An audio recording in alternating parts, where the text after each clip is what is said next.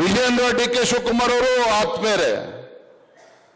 ಅರೆ, ಕಳೆದ ಲೋಕಸಭಾ ಚುನಾವಣೆಯಲ್ಲಿ ನಮ್ಮ ಕಾರ್ಯಕರ್ತರು ಗೊತ್ತಿರಬೇಕು, ಕಳೆದ ಲೋಕಸಭಾ ಚುನಾವಣೆಯಲ್ಲಿ ಬೆಂಗಳೂರು ಗ್ರಾಮಾಂತರ ಏನು ಡಿ ಕೆ ಸುರೇಶ್ ಅವರು ಸಂಸದರಾಗಿ ಗೆದ್ದಿದ್ರು,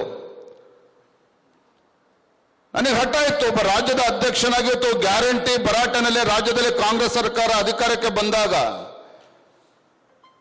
ಅತಿ ಹೆಚ್ಚು ಸಂಸದರನ್ನ ಕರ್ನಾಟಕ ರಾಜ್ಯದಲ್ಲಿ ಮತ್ತೆ ಗೆಲ್ಲಬೇಕು ಅನ್ನುವ ಶಪಥವನ್ನ ಸಂಕಲ್ಪದಿಂದ ನಾನು ಕೂಡ ಪ್ರವಾಸನ ಮಾಡ್ತಾ ಇದ್ದೆ. ಬೆಂಗಳೂರು ಗ್ರಾಮೀಣ ಕ್ಷೇತ್ರಕ್ಕೆ ಯಾರು ಅಭ್ಯರ್ಥಿ ಮಾಡಬೇಕು ಕಾಂಗ್ರೆಸ್ ಅಭ್ಯರ್ಥಿ ವಿರುದ್ಧ ಅಂತ ಹೇಳಿದಾಗ ನಾನೆಲ್ಲ ಲೆಕ್ಕಾಚಾರ ಮಾಡಿ ಡಾಕ್ಟರ್ ಮಂಜುನಾಥ್ ಆದ್ರೆ ಗೆಲ್ತಾರೆ ಅನ್ನೋ ವಿಶ್ವಾಸ ನಂಗೆ ಬಂದ ನಂತರದಲ್ಲಿ ಅವ್ರು ಬೆಂಗಳೂರು ನಾರ್ತ್ ಬೇರೆ ಬೇರೆ ಹೇಳಿದ್ರು. ನಾನು ಹೇಳಿದೆ, ಡಾಕ್ಟರ್ ಮಂಜುನಾಥ್ ಅವರೇ, ನೀವು ಬೆಂಗಳೂರು ಗ್ರಾಮೀಣ ಕ್ಷೇತ್ರದಿಂದ ನೀವು ಸ್ಪರ್ಧೆ ಮಾಡಿ, 100ಕ್ಕೂ ನೀವು ಗೆದ್ದು ಬಲ್ತೀರಿ, ಭಾರತೀಯ ಜನತಾ ಪಾರ್ಟಿ ಸಂಪೂರ್ಣ ನಿಮ್ ಬೆಂಬಲ ಕೊಡ್ತದೆ, ನಮ್ಮ ಕಾರ್ಯಕರ್ತರು ದುಡಿತಾರೆ, 100ಕ್ಕೂ ನೀವು ಗೆದ್ದು ಬರ್ತೀರಿ ಅನ್ನೋ ವಿಶ್ವಾಸನ ಅವ್ರಿಗೆ ಹೇಳಿದ್ದೆ. ಒಂದು ಪಕ್ಷದ ಸಂಘಟನೆ, ಕಾರ್ಯಕರ್ತರ ಪರಿಶ್ರಮ, ಡಾಕ್ಟರ್ ಮಂಜುನಾಥ್ ಅವ್ರಿಗಿದ್ದಂತ ಒಳ್ಳೆ ಹೆಸರು, ಇದೆಲ್ಲದರ ಪರಿಣಾಮ ಅವ್ರು ಗೆದ್ದು ಬಂದ್ರು. ಆದ್ರೆ ಏನ್ ಹೇಳ್ತಾರೆ ನಮ್ಮವರು, ವಿಜೇಂದ್ರ ಡಿ ಕೆ ಶಿವಕುಮಾರ್ ಅವ್ರ ಫ್ರೆಂಡ್ಸ್ ಅಂತೇಳಿ. ಈ ರೀತಿ ಮಾತನಾಡೋದ್ರಿಂದ ಪಕ್ಷಕ್ಕೇನು ಲಾಭ ಆಗೋದಕ್ಕೆ ಸಾಧ್ಯ ಇಲ್ಲ.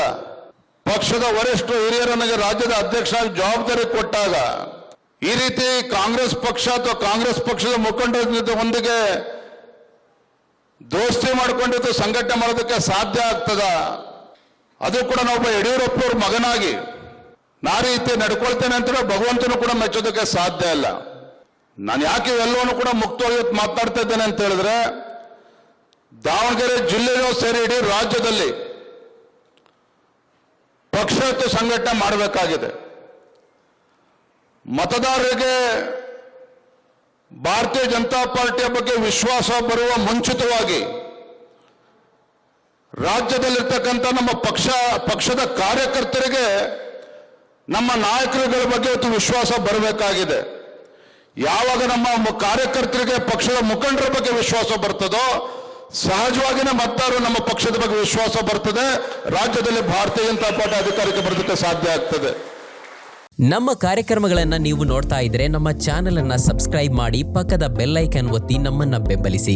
ಹಾಗೆ ನಮ್ಮ ಕಾರ್ಯಕ್ರಮಗಳನ್ನ ಲೈಕ್ ಮಾಡಿ, ಕಮೆಂಟ್ ಮಾಡಿ, ಅದನ್ನ ಬೇರೆಯವರಿಗೂ ವಾಟ್ಸ್ಆಪ್ ಮೂಲಕ ಶೇರ್ ಮಾಡಿ. ನೀವು ಹೀಗೆ ಮಾಡಿದಾಗ ನಮ್ಮ ಚಾನೆಲ್ ಇನ್ನಷ್ಟು ಮತ್ತಷ್ಟು ಜನರಿಗೆ ತಲುಪಲು ನೀವು ನಮ್ಮೊಂದಿಗೆ ಸಹಕರಿಸಿದ ಹಾಗಾಗುತ್ತೆ. ಇದು ನೀವು ಯಾವುದೇ ಖರ್ಚಿಲ್ಲದೆ ಕೆಲವೇ